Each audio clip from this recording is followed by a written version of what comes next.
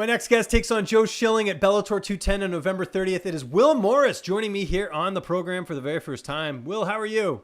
I'm good, man. How are you guys? I'm doing well, man, but not as good as you, though. This is a huge fight getting to take on a notable guy in Joe Schilling. How did this all come together? Oh my gosh, man. It's crazy. So we've had trouble finding me an opponent at 155 pounds, and it kind of just started to get frustrating. I didn't know if I was going to fight for quite some time. And then this one thing after another just kept getting frustrated. And then my agent says, unless you want to fight at 185, it doesn't look good. And I was like, basically just like, well, screw it. Give me the 185er. Um, and he looks at me. He's like, Uh, no, no. And I was like, no, I'm serious. Well, give me the 185 or I'll fight him. And he said, well, check with Coop first. And Coop's my martial arts instructor, my Sifu. And I, s- I said, okay. So I asked him, and he said, yeah, just show us the opponent. And it ended up being a different person at first. And then that person, I think it was Mike Ship at first, I think his name is. And they started off by saying, he's number 2 in the UK. And I was like, oh, wonderful. So let me take a look at him. And then I started looking at him, and I can see why he's, number 2 in the UK. He's athletic, he's big. But as I'm looking at him, I'm like, I think we got him. And so initially, I thought it was going to be him. And then he ended up getting an opponent. So then I really thought I wasn't going to fight. And it came all the way down to like 2 days ago, and someone came in from Austin, another one of my coaches, and said, hey, I got a contract here, says you can fight Joe Schilling if you want it. It's yours. And I was like, yes, I do. So without even watching, any film, I knew who he was already. I knew he's, a world champion kickboxer. Um, so we start looking at a little film of him, and we're like, all right, yeah, let's do it. And so that's kind of how it all unraveled until, all of a sudden it's you. All right, you now have 10 days to get ready for freaking Joe Schilling. So it's been crazy. This is the craziest time it's ever been for me. Where did this all begin for you? How did you get involved in combat sports?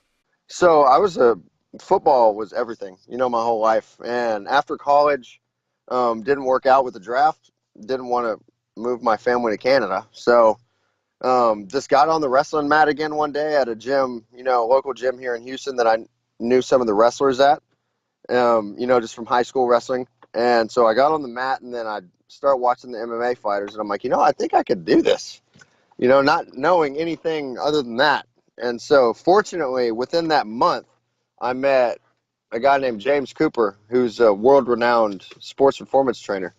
But no one knows of his martial arts background. And so he's been my coach, my instructor, my Sifu from the very beginning. He's taught me everything I know. I've never had another coach for the first 2 years. He didn't let me compete, didn't let me do any amateur fights. It was all just learning. And I was locked in a room with him for 3 hours a day, just getting tormented for knowledge. Had to suffer for what I know now. And 2 years later, he lets me turn amateur, which now I have this huge advantage, because now I've learned so much, not just in boxing, Muay Thai, but, boxing, Muay Thai techniques from anything from Taekwondo to Sancho, karate, obviously, any martial art that is a necessity that has, you know, biomechanics that I need, in MMA, he taught me at a high level. So I had to learn all of that before I could even start amateur. And so now, after my amateur career, I had one kickboxing fight against a really good opponent, ended up losing a decision. And then we looked at film and he noticed that my boxing was struggling. So then he sidelined me for the next 2 years. And all I could do was train pure boxing. And so all my training partners, even to this day, are only boxers. We have 6 to 7 up and coming really high level boxers. So I've had to suffer with them for the past 2 years. I think the first year sucked. because boxing sparring is so much different than MMA sparring. Those guys throw heat no matter what. And if you don't wear headgear, you're going to get knocked out. So after that first year, now within 6 months, I start to understand, all right, the distance is different. The techniques are the same, but they're a lot tighter. Your slips are smaller. You can't afford much mistake, in boxing, especially when you're going against guys that are, ranked in the world. And so after a couple more months, I start seeing that I'm actually starting to win rounds against these guys. And now I'm to the point where we've almost had to sit back and decide, well, should we pursue a boxing career or should we do MMA, and the decision was made to stay in MMA.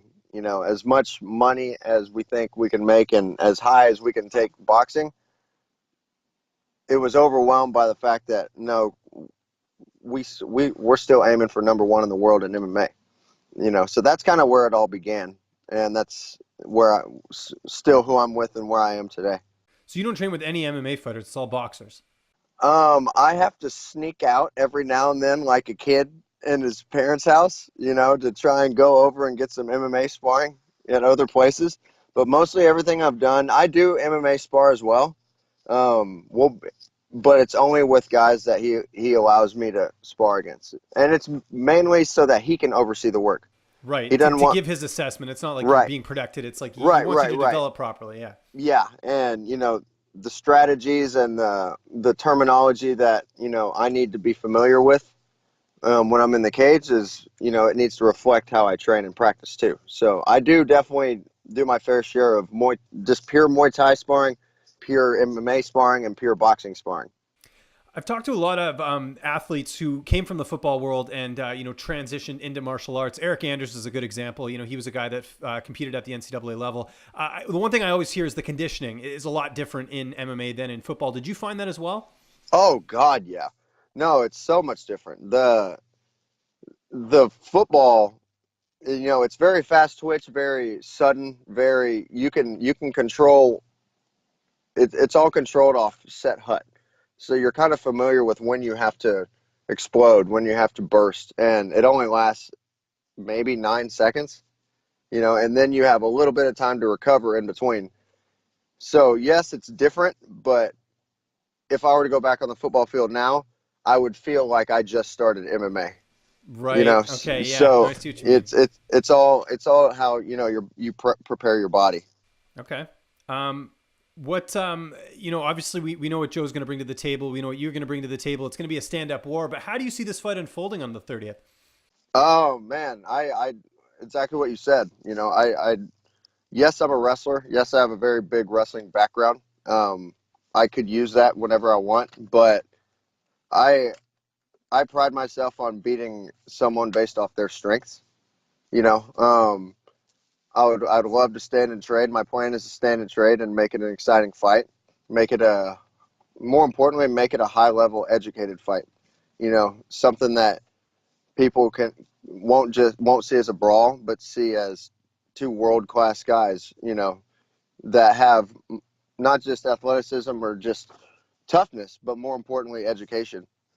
And so I see it standing unless we're preparing for. I've never fought anyone near his weight, so unless the blows to the head are something that are almost too significant, then yeah, which I don't see happening, just because like I said, all the boxers I have to go against guys that are 185-pound boxers that hit like boxers. So I've prepared myself the past 2 years to fight guys not just at 55 but at any weight class. So I definitely see it staying on its feet, and it's your classic power versus speed matchup. It's going to be a great card. This card is Yeah, stacked. Even if you look at I the heard it's prelims, stacked, man. yeah, I can't wait for this card. November 30th. It is Bellator 210. Will, it was great getting a chance to talk to you, man. Just remind people where they can find you on social media, and if you have any sponsors or shout outs, the floor is yours, man.